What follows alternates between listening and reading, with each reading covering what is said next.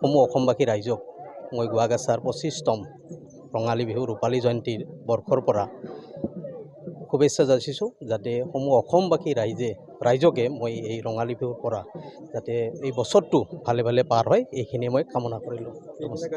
তিনিদিনীয়া কাৰ্যসূচী ৰূপালী জয়ন্তী পালন। আমাৰ আজি হৈছে মুকলি বিহু, শোভাযাত্ৰা হৈ গ'ল আৰু এতিয়া মুকলি বিহু এতিয়া আবেলি হ'ব আৰু কালি আছে, পৰহি আছে।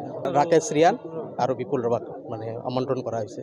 এইটো একদম গৰিহণা যোগ্য। আজি সঁচাকৈ আমি এই বিহুৰ মাজত এটা সুখৰ পৰিৱেশ হৈছে, তাৰ কাৰণে মই গৰিহণা যোগ্য বুলি বিবেচিত কৰোঁ। যাতে এনে কাম আৰু কেতিয়াও নহয়, ভৱিষ্যত যাতে এনেকুৱা কাম ক'তো নহয়, তাৰ কাৰণে মই অনুৰোধ জনাইছোঁ।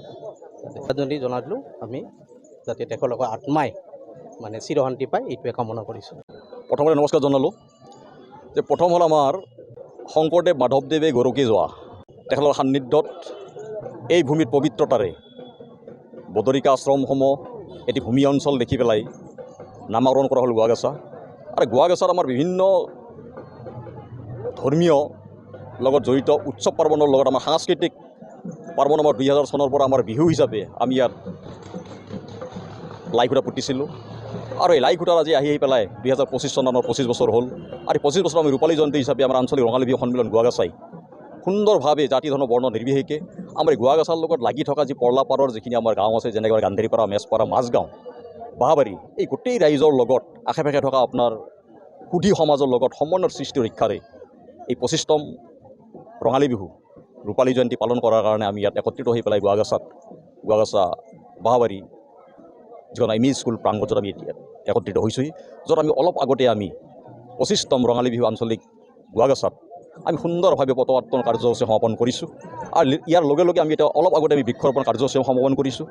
আৰু কিছুমান পিছত আমি আমাৰ সাংস্কৃতিক শোভাযাত্ৰা, আৰু সাংস্কৃতিক শোভাযাত্ৰাত আমি ইয়াতে সাংস্কৃতিকৰ মাজেৰে যে আমি আমি যে ভাতৃত্ববোধেৰে যে আমি শংকৰদেৱ মাধৱদেৱ এই গৰকি যোৱা যিখন আমাৰ গাঁও গোৱাগাছাত আমি হিংসা ৰহিত এখন সমাজ গঠনৰ মাজেৰে আমি ইতিমধ্যে আমি গোৱাগাছা হিচাপে আমি নিজকে ধন্য মানিছোঁ।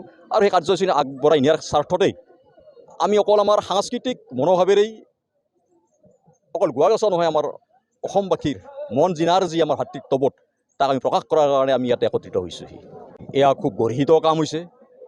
মানৱতাৰ দৃষ্টিত আজিৰ এই আধুনিক সমাজত, আজিৰ এই প্ৰযুক্তিবিদ্যাৰ যি উত্তৰণ, যে আমি এতিয়াও যে কিছু কিছু ক্ষেত্ৰত ঠেকগণ্ডিৰ মাজত আমি ধৰ্মান্ধতা হৈ পেলাই কিছুমান অপ্ৰীতিকৰ কাম কৰাৰ কাৰণে যে আমি অগ্ৰসৰ হৈছোঁ। আৰু এনেধৰণৰ অপ্ৰীতিকৰ কামৰ যি এটা নিদৰ্শন আমাৰ জম্মু কাশ্মীৰ পুলৱামাত দাঙি ধৰিলে আমি অতিকে ধিক্কাৰ প্ৰকাশ কৰিছোঁ, এইটো অতিকে ধিক্কাৰ দিছোঁ।